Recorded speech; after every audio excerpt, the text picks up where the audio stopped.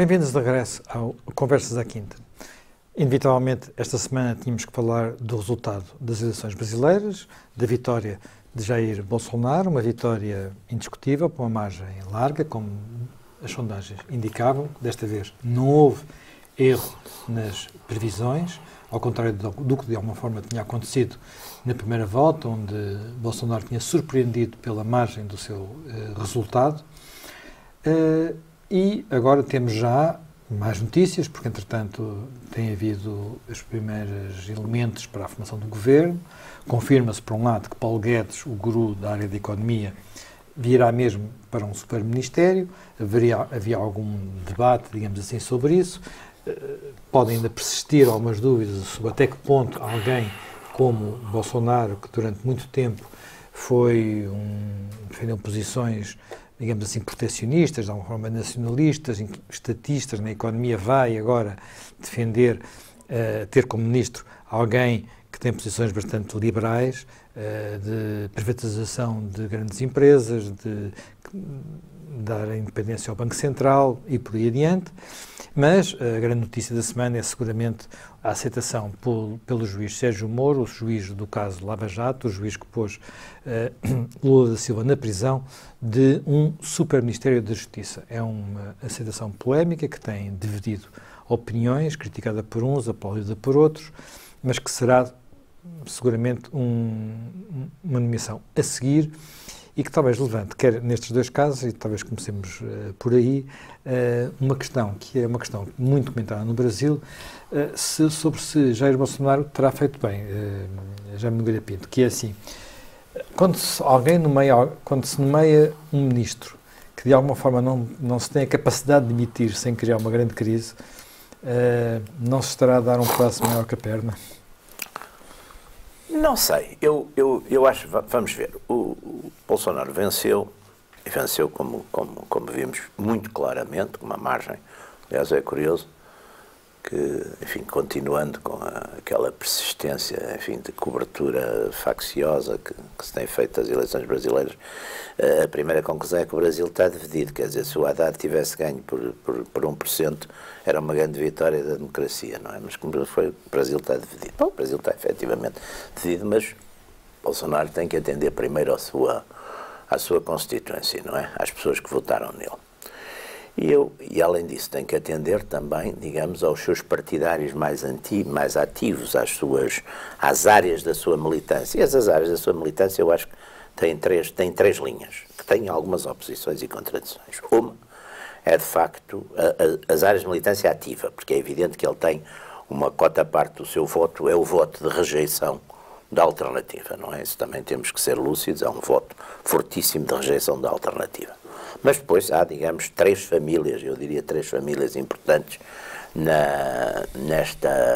nesta base de apoio do Bolsonaro, que é os nacionalistas, digamos, aquela linha nacionalista, que tem raízes fortes, por exemplo, tem também na área militar, quer dizer, não só na área militar institucional, como nos militares que, enfim, têm estado a trabalhar com ele e que estão na equipe dele, e que é uma linha muito importante na história do Brasil. Quer dizer, a gente tem que pensar que o exército brasileiro foi sempre, curiosamente, não tendo aquele protagonismo, aquele caudilhismo protagonista das repúblicas centro- e sul-americanas no século XIX, até porque tinha exatamente aquela originalidade de ter mantido a monarquia, o império. O exército, sobretudo depois da vitória na Guerra do Paraguai, o exército começa a olhar-se, e os políticos também o fazem assim, por seus interesses, começa a achar-se, enfim, de certo modo superiormente moral, uma certa superioridade moral em relação aos políticos, que eles no fundo chamavam que eram os homens dos amolentados da casaca, era uma expressão que se usava muito. Portanto, e a própria divisão da política brasileira por vários estados, influências, Rio Grande do Sul, Rio de Janeiro, Minas, São Paulo, quer dizer, o exército teve sempre um certo papel e encarnou muito essa linha nacionalista, quer dizer, defesa dos recursos, ocupação do território, e essa linha que depois tem expressão política, por exemplo, com Getúlio, tem expressão política no Juscelino, no regime militar tem sobretudo no Geisel. Portanto, esse grupo nacionalista tem ideias e tem, sobretudo, alguns tabus que eu penso que, por exemplo, em relação a certas privatizações, não é? Por exemplo, portanto, a ideia de um nacional desenvolvimentismo, mas onde o Estado tem um papel... Talvez o principal tabu seja a Petrobras. E a Petrobras, quer dizer, eu, por exemplo, na Petrobras, não sou propriamente um especialista na matéria, mas acho que aliás, é capaz de haver... A nacionalização dos petróleos é uma obra uma coisa fabulosa do Getúlio. Está naquele famoso samba do Dr. Getúlio, não é? Que é uma coisa lindíssima. Ora bem, portanto, tudo isso, eu acho, por exemplo, na Petrobras é capaz de haver algumas privatizações no downstream, é capaz de haver algumas... Agora, porque aqui também é um mundo tipo Sonangol, também é um mundo muito complexo, como da empresa, como de muita coisa. E, aliás, foi um bocado marcado por estes episódios todos do petrolão, da corrupção, etc. Portanto, ele tem esse setor dos nacionalistas, que é um setor importante. Tem depois, exatamente, também um setor que também é muito importante e que foi decisivo para a vitória, que são, de facto, os cristãos, não é? Os cristãos, quer os evangélicos, quer os católicos, que era uma parte muito substancial dos católicos. Portanto, essa gente está mais preocupada com outro tipo de coisas, está preocupada com uma certa recristianização da agenda da educação e da cultura, porque, enfim, acham que... E os evangélicos tiveram aquele papel que se diz que eles tiveram sempre. A Igreja do Reino de Deus, que apoiou tem apoiado sempre os últimos presidentes, sim, tem acertado sempre no apoio, pois, assim dizer. Os evangélicos, é evidente que têm um papel, aliás, também nos Estados Unidos também é muito importante, mas o Brasil tem, apesar de tudo, ainda a confissão dominante, sim, é diferente. A confissão dominante no Brasil ainda é católica, não é? São 55% para 30% dos evangélicos, só que os evangélicos praticamente triplicaram nos últimos 20 ou 30 anos. Agora, portanto, esse núcleo, essa gente está mais preocupada com as questões culturais, com as questões da educação, com estes problemas agora levantados pelos movimentos transgênero, etc., está mais preocupado com uma certa recristianização dessa agenda.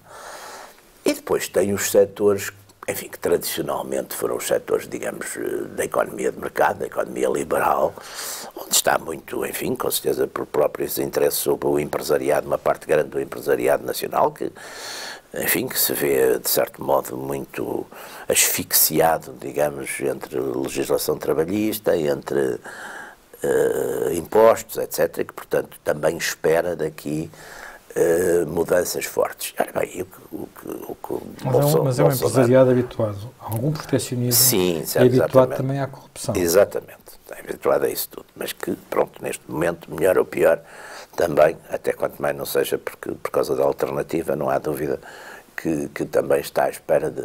Ora bem, qual é que vai ser o problema de Bolsonaro? Bolsonaro o problema vai ser exatamente equilibrado. E, portanto, indo agora à questão do Moro. Moro é uma figura que se ficou uma figura emblemática e, de certo modo, aliás, aquela série, isso é importante, porque a ficção é que torna heróicos, digamos, os personagens reais, não é? Portanto, a ficção, de certo modo, com aquela série do Netflix, do Mecanismo, de certo modo, puxou por ele. Aliás, ele teve uma grande distinção nos Estados Unidos, que eu não me lembro agora exatamente, mas uma universidade qualquer que lhe fez também um grande prémio, enfim.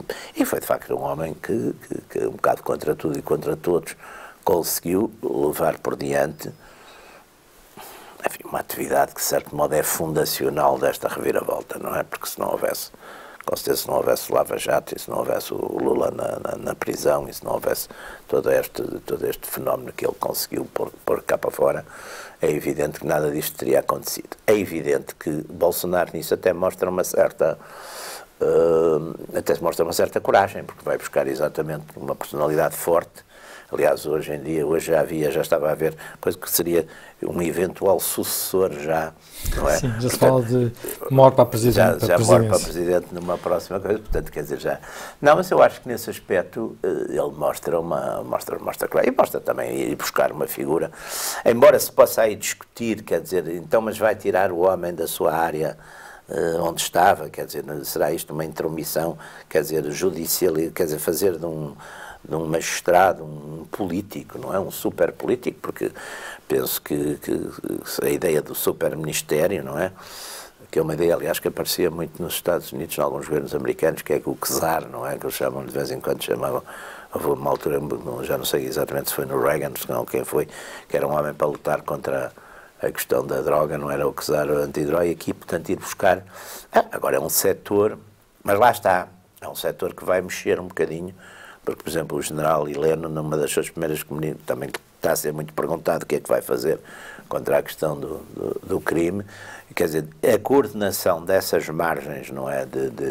É um problema, é um problema de qualquer equipe governativa que resulte de uma coligação, como é o caso. Quer dizer, até porque também há neste fenómeno do Bolsonaro, como há no fenómeno de Trump, são fenómenos que são fenómenos muito personalizados, ou seja, não se parte de um partido. Quer dizer, o Trump ganha as eleições com um partido republicano que não é o dele.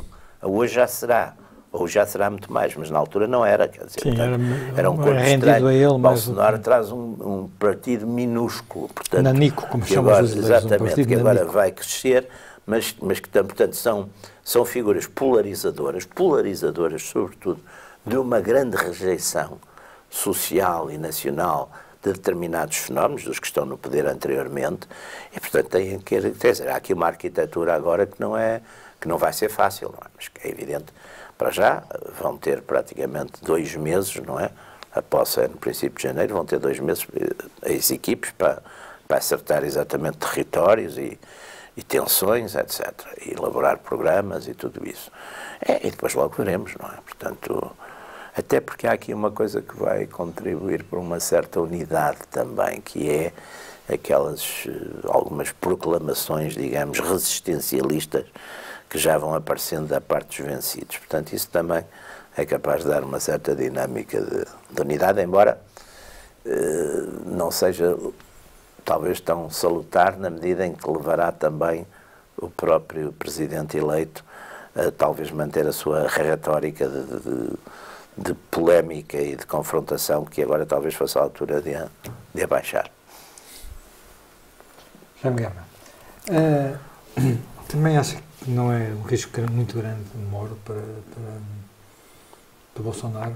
Não é uma personalidade que, podendo neste momento agradar à base eleitoral, porque seguramente agrada à base eleitoral de Bolsonaro, dar mais força ao protagonismo do PT. Uma das coisas que se colocava em dúvida era quem é que ia fazer a oposição. Há quem analise que o PT, tendo saído como a principal força no Congresso, para todos os efeitos é o maior partido no Congresso, e tendo, apesar de tudo, tendo 44% dos votos, vai continuar a ser a principal força da oposição, mas houve também quem visse no facto de Ciro Gomes nem sequer ter apelado ao voto em Haddad, um posicionamento de uma outra esquerda brasileira para tentar criar um movimento de oposição que não passe por um PT igual ao PT do passado, e, portanto, é um PT muito centrado em Lula e no resgate de Lula. Este movimento não pode dar força àqueles que ficam presos a Lula? Em primeiro lugar, a escolha e o processo de escolha. Bolsonaro foi eleito sem um programa. Pelo menos sem conhecêssemos um programa. Foi eleito com base numa campanha construída em torno de mensagens. E mensagens que colaram na sociedade brasileira. Foi eleito na base de uma performance individual, não na base do protagonismo de uma força política, que ele manifestamente não possuía. E agora é que se vão começar a pôr alguns problemas, são os grandes desafios na sua área. Primeiro é a constituição da equipe. A constituição da equipe demonstra que a equipe não estava constituída e demonstra que é constituída num ritmo lento. Eu compreendo que no sistema político do Brasil o anúncio pré-eleitoral de ministeriáveis possa danificar quem quer agir com base num efeito de surpresa. Mas um processo de escolha de ministeriáveis que tem estado assente muito na base da ideia de que eu, Presidente da República, não tenho conhecimentos nesta área e delego todo o poder em A, para tratar da economia e das finanças, em B, para tratar da justiça e da segurança interna, é algo que, quanto a mim, não fortalece a liderança para a etapa seguinte. E acho que um dos desafios de Bolsonaro é o de converter o seu capital no conjunto de mensagens apresentadas durante a campanha numa imagem de quem tem capacidade real para ser o presidente do Brasil, para liderar uma equipa, para transformar as mensagens de campanha num programa coerente. Porque aquilo para que apontou o Jaime Nogueira Pinto, que são as origens das componentes eleitorais de Bolsonaro e que lhe deram a vitória, é algo que também tem o potencial de criar imensas fraturas no seu próprio seio, porque são agendas contraditórias. Assim como o próprio Bolsonaro, ao longo da sua trajetória política, evoluiu contraditoriamente. Ele começa por ser alguém que vem muito do protecionismo, de fechar o Brasil, da proteção ao funcionalismo público, civil e militar, de todo esse anichar à volta de um Brasil corporativo que recusa a modernidade, não quer privatizar, não quer economia de mercado, quer mercados protegidos, e só nesta campanha é que descola para um outro tipo de mensagem, que é contraditória com a mensagem anterior. Depois, para ser eleito, naturalmente, o programa tem muito de tweet, de youtuber, de mensageiro vocal. E até, às vezes, usando o contorno intimidatório da linguagem facilitado pelo digital e por estes novos meios. O que nem sempre significa que isso valha a 100%, tenha valor facial em relação à conduta prática. Portanto, agora estamos a entrar também na fase da aterragem de todo esse potencial de fogo retórico na construção de uma política. A escolha do juiz Moro, não vou falar sobre o que ela representa em si mesma de contradição do próprio juiz face a um vasto conjunto de declarações que fez, dizendo que isso jamais aconteceria na sua vida. É uma coisa que se percebe. Agora, é uma coisa crivada das maiores dificuldades, porque o Ministro da Justiça no Brasil, no fundo, não vai administrar a justiça, porque vai manter um sistema de separação de poderes. Vai, quando muito, legislar sobre o sector, mas uma parte dessa legislação terá que passar pelo Congresso. Depois, ao unir justiça e segurança, e ao misturar tudo, eu percebo qual é a ideia. A ideia é esta. Uma das razões que levou à vitória eleitoral de Bolsonaro é o problema da criminalidade e da violência e é o problema da corrupção. Portanto, vamos sintetizar na imagem simbólica deste super-ministro o nosso programa global. Mas depois há um desdobramento prático. Há sempre um problema quando a discussão retórica das problemáticas criminais, que é sempre emotiva, é sempre maximizadora, tem que concretizar-se em duas coisas. Um é em conceitos jurídicos fundamentadores de um Código Penal, que não nos envergonhe. E a outra é qual é o desdobramento disso na construção de estruturas aptas a resolver os problemas. Polícias, e no caso da sociedade e da estrutura política brasileira, o sistema federal concede poderes à Federação que são poderes grandes, mas limitados. E concede meios que são praticamente inexistentes, porque depois o meio das polícias está na dependência dos Estados e dos governos dos Estados, e o recurso ao emprego do Exército é algo que também não depende completamente do Ministro da Justiça, nem o comando global dessa operação e de qualquer dessas operações em particular depende do Ministro da Justiça. Portanto, há aqui um forte investimento de capital simbólico. Vamos ver como é que o protagonista é capaz de se desdobrar em legislação negociada no Congresso, em capacidade de negociação com os governos dos Estados, em capacidade de negociação com o Exército para o seu empenhamento em certas situações. Portanto, é algo totalmente diferente daquilo que levou à geração do prestígio de que foi objeto o juiz Sérgio Moro com o processo Lava Jato em Curitiba. São coisas muito distintas. Portanto, aí vamos ver as etapas seguintes. A etapa presente é uma etapa forte desse particular, corresponde à aspiração eleitoral, corresponde ao momento emocional, mas o desdobramento prático dessa opção é algo que terá que ser visto no futuro com bastante atenção. Depois, a oposição. Eu acho que uma das vitórias de Bolsonaro neste resultado eleitoral é o de ter projetado o PT para primeiro grupo parlamentar na Câmara dos Deputados. E isso é algo que vai facilitar muito as alianças de Bolsonaro, que tem um instrumento politicamente pequeno, que ele fez aumentar. Mas o quê? Passou de 0 governadores a 3, passou de um senador a 4, passou a segundo grupo parlamentar. Aí é uma subida forte, mas abaixo do PT. Sim.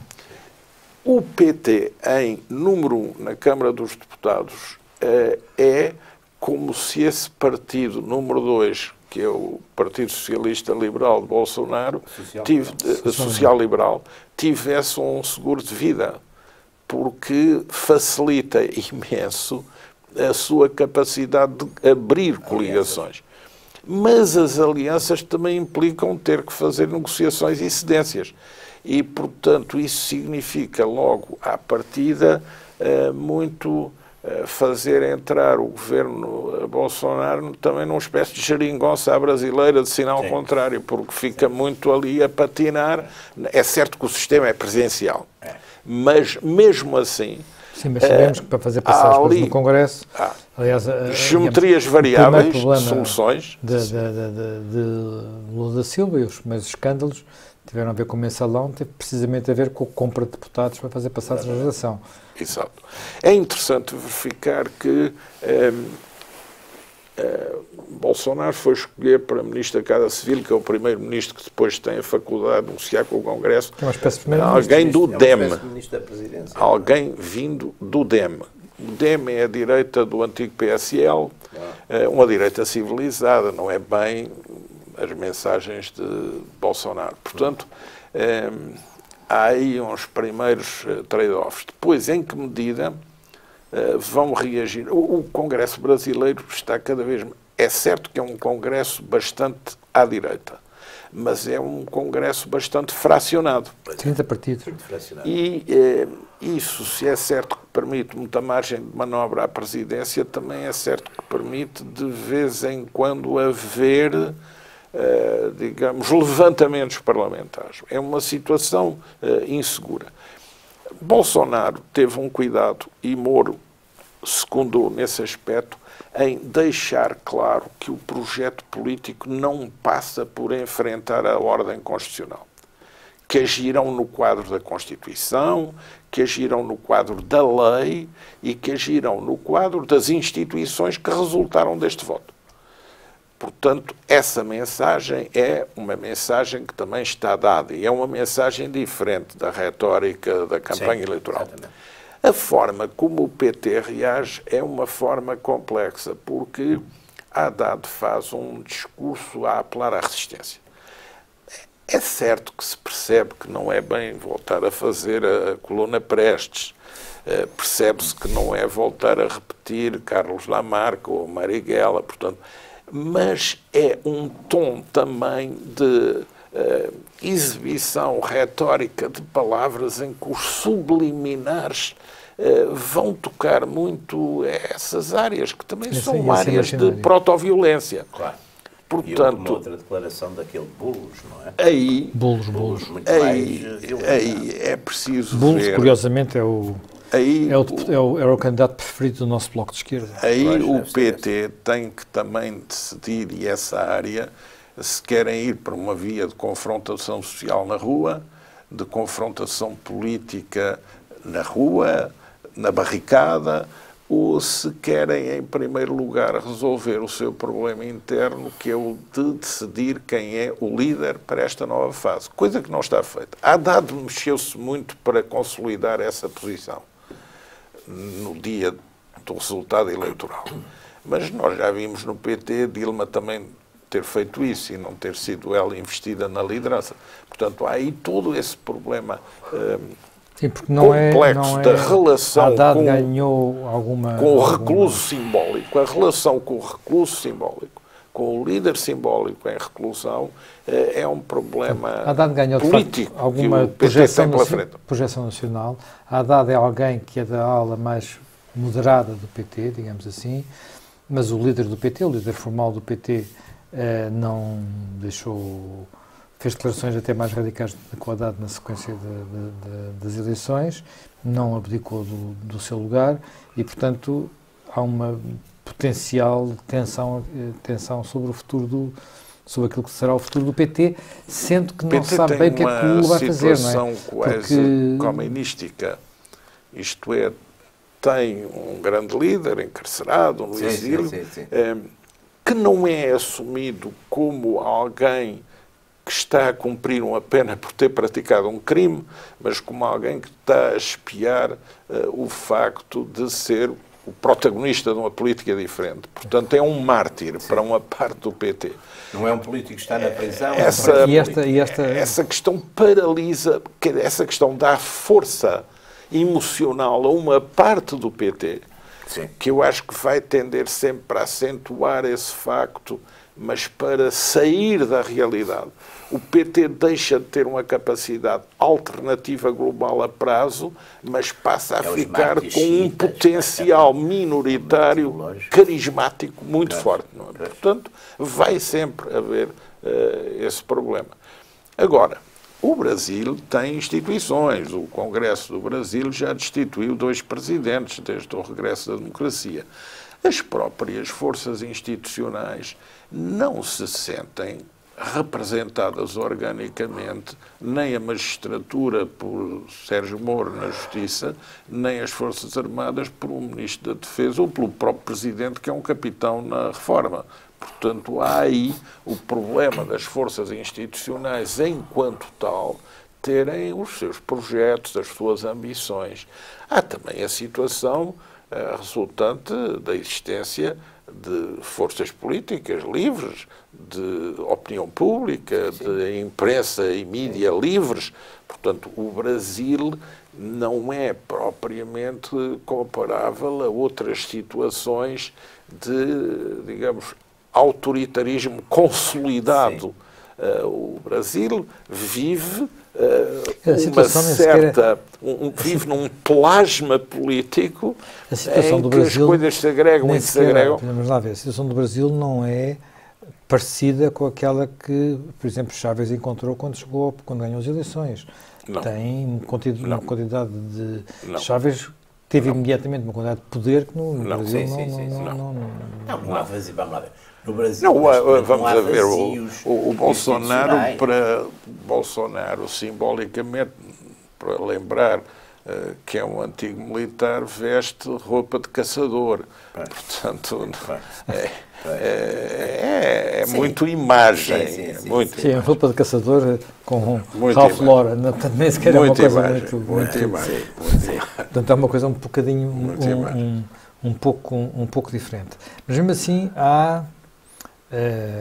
também há, digamos, nos setores de Bolsonaro, áreas que fazem grande pressão para que a agenda seja seguida rapidamente, é a parte mais, Pois. digamos, mais Sim, há várias coisas, quer dizer, eu acho que há ali, por exemplo, há uma certa pressão, isso aliás vê-se nesta constante, então agora nos últimos, já vinha desde a campanha, mas nos últimos dias, nestas constantes mensagens das redes sociais, vê-se que há de facto uma pressão, há uma pressão grande, porque as pessoas também não querem ser, de certo modo, roubadas, digamos assim, da sua vitória, e há aqui um fenómeno que é interessante, o Trump, de um modo geral, teve aliás essa característica de, embora tendo feito uma coisa que eu acho que aliás vamos começar a olhar para esses paralelos que são interessantes, Trump também no fundo foi buscar uma equipe para as coisas mais importantes, nomeadamente por exemplo para os setores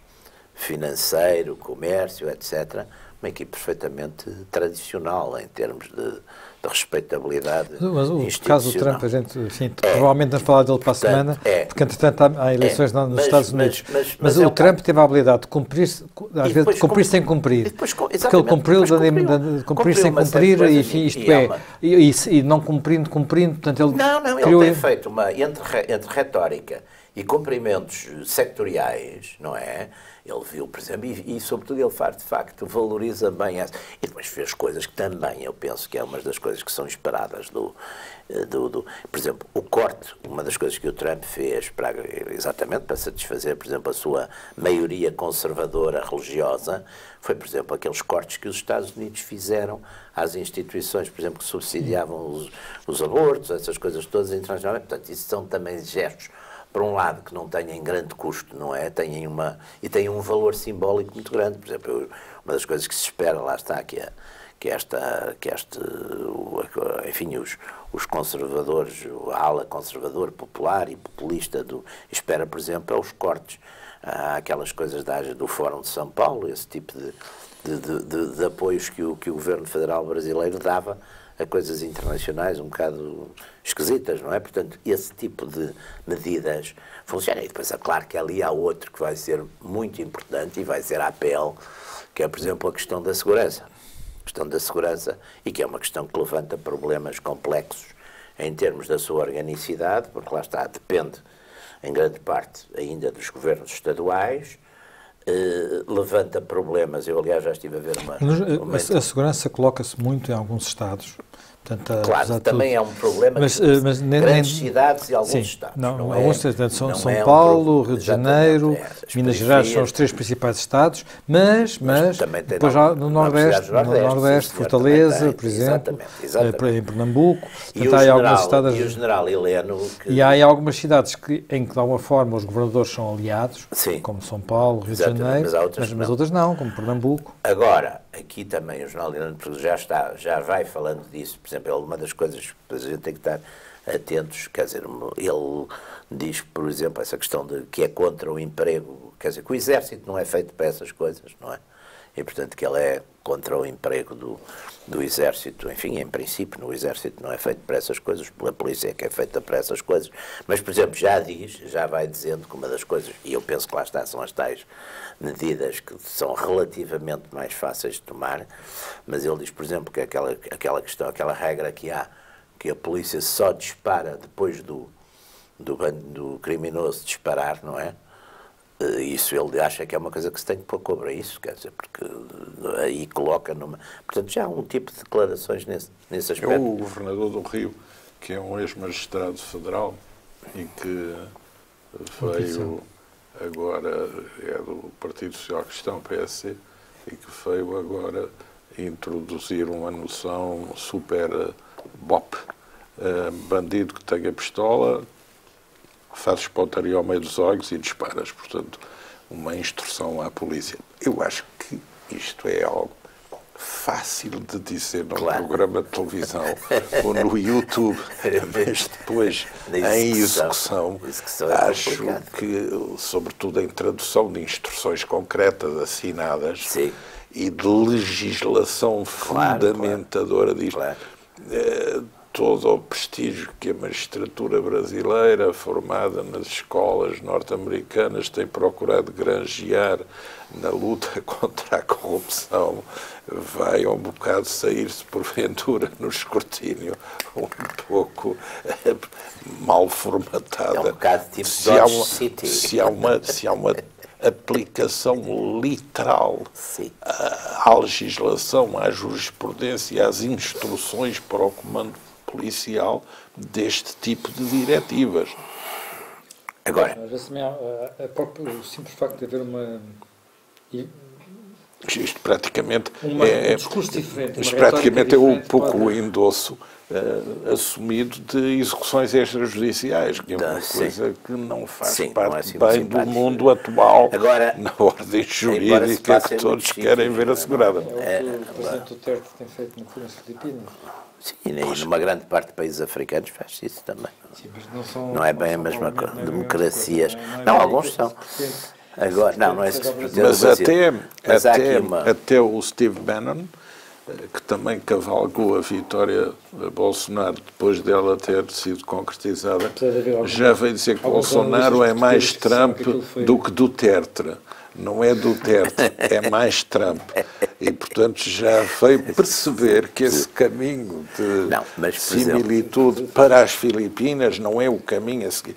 E Bolsonaro aí tem um cuidado. A primeira visita que vai fazer é ao Chile de Pinheira. E Pinheira não é bem o Fujimori, não é bem o Duterte, é um político conservador, mas que tem um... Claro. Sim, o Chile na América do Sul cuidado é o país mais... a formalidade do sistema. Assim. É o país mais arrumado da América do Sul, é seguramente o Chile. Eu gostava de acrescentar uma coisa, que é esta questão das armas, que também tem sido, porque tem sido pintada como se a questão das armas, a ideia do Bolsonaro de fazer um sistema semelhante ao sistema americano, quer dizer que o cidadão vai a uma loja e compra uma arma. Não é esse sistema que se dá a pensar. Se pensar, as pessoas que sintam determinadas reações, queiram, enfim, armar-se, o cidadão, são sujeitos a um screening de tipo ver quem são, os seus currículos, têm fichas criminais, etc. Depois são perguntados se têm experiência com armas ou não. Se não têm, são obrigados a passar por um curso enfim, para aprender a manejar a arma que vão comprar, etc. Portanto, uma nova metodologia de liderar com a chamada licença de uso e porte de armas. De uso e porte de arma, quer dizer, portanto, o que faz faz um certo sentido, quer dizer, porque a ideia de distribuir armas, os criminosos têm todas as... Quer dizer, os criminosos não pedem... Aí já está distribuído. Não pedem licença, já está distribuído. Sim. E são 14 milhões de armas ilegais que há no Brasil, portanto... E são pesadas, não é? Portanto, quer dizer, isto também se faz às vezes umas caricaturas das coisas, quer dizer, ele agora vai dar armas a toda a gente.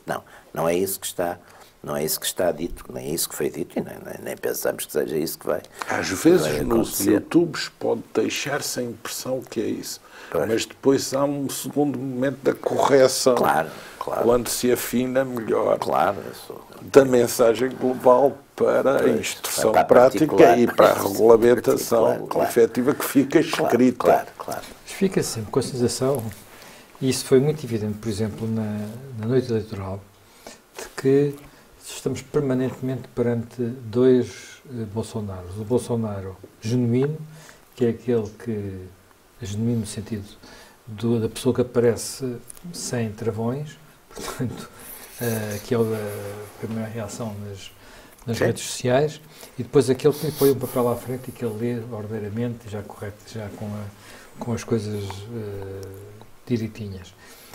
E eles são, de alguma forma, dois personagens, quer dizer, aquele que é o visceral. Sim. E aquele que depois é o que tem que ser colocado no sítio certo. Sim. Pelos conselheiros, por alguém que anda à sua volta. Uma das coisas novas, quanto a mim, e muito interessante de analisar nesta campanha eleitoral no Brasil, porque o Brasil é um país de 200 milhões em que mais de 100 milhões têm acesso à net e utilizam a net. Com o uso do WhatsApp e YouTube, houve uma permanente interferência na campanha do que podemos considerar a magnificação do pequeno evento. Isto é, você vai a um comício, um sítio longínquo do Brasil, tem 20 pessoas na frente, diz umas frases mais bombásticas a alguém que o filme. E isso imediatamente é projetado e é capturado pelo seu adversário para ser objeto de contra-ataque. Aliás, isso aconteceu com aquela famosa frase que ele disse, aquela coisa da petralhada, que era portanto, era o PT, e passou como se fosse a pretalhada, isso passava como uma coisa. Mas a magnificação da pequena injunção no pequeno auditório rapidamente cresce no plano nacional em 2 horas ou 3. E outra coisa. A maneira de fazer política, mas isso mudou em todo o mundo, não é só aí no Brasil, mudou em todo o mundo e não há. Talvez a novidade do Brasil, e eu nem percebi ainda bem como é que funciona, devo dizer, é o facto da principal plataforma ter deixado de ser o Facebook, onde é relativamente fácil, entre aspas, detectar e apagar as chamadas. O boato é o termo português para fake news, digamos, boato falso.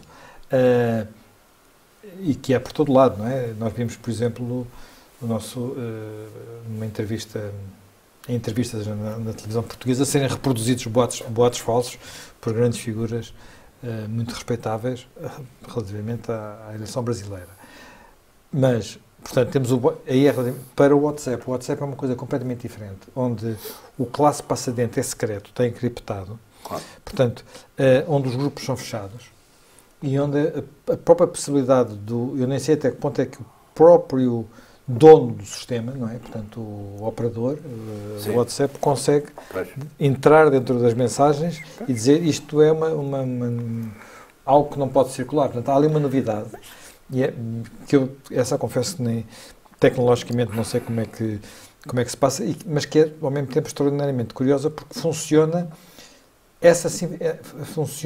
por disseminação muito rápida. Que é extraordinariamente simples e voluntária. Não há aqui... Eu, por exemplo, eu muito recebo, como todos nós, imensos dessas coisas, faço uma censura, às vezes vejo que são coisas completamente absurdas. E, portanto, não passo, não é? Mas aqui há uma coisa... aliás, é muito interessante. É muito interessante nesse aspecto dos mídias. Porque eu estive agora a ler uma coisa... Até a ler umas coisas sobre o Brasil. Estive a ler uma coisa do Joaquim Nabuco, do homem que ele diz que a respeito do sistema liberal que está a ser introduzido no Brasil, ele refere, porque ele conhecia muito bem, aliás, ele foi o primeiro embaixador brasileiro nos Estados Unidos, se não estou em erro, ele conhecia bastante bem os Estados Unidos, e diz uma coisa muito curiosa, que corresponde de facto hoje às nossas coisas agora destas novas formas de informação. Ele diz que na Inglaterra o liberalismo funciona melhor porque não há a interferência da imprensa, portanto é tudo uma coisa ainda bastante... Mas nos Estados Unidos, diz o Nabuco, há o repórter. Como é que é? Na Inglaterra o liberalismo funciona... Ele está a fazer uma comparação entre o sistema liberal na Inglaterra e no... Estamos a falar dos finais do século XIX. Finais do século XIX. E o Nabuco diz que na Inglaterra aquilo tudo se passa um bocadinho em circuito fechado, portanto as pessoas são... Mas nos Estados Unidos, como o repórter, que é o que ele diz, invadiu tudo, e os políticos já falam... Portanto, eles já dizem mentiras, já se caluniam, já se agridem, já etc. É muito interessante porque ele vê essa perturbação. Seria uma coisa que para o nosso amigo Espada também mas isso, aliás, a própria forma como se processava o repórter das sessões do Parlamento inglês, no início, era à porta fechada, com receio da contaminação popular. Portanto, há aqui uma... não, mas isso, digamos... Mas nos Estados Unidos já lá está esse papel dos e a imprensa, mesmo a imprensa no tempo da Constituição, digamos, a imprensa que debateu a Constituição, uma imprensa fortemente partidarizada. Nós hoje temos uma ideia às vezes mítica do que era o jornalismo do passado, não era nada, jornalismo... E com imensas fake news e todos os debates à volta da Constituição.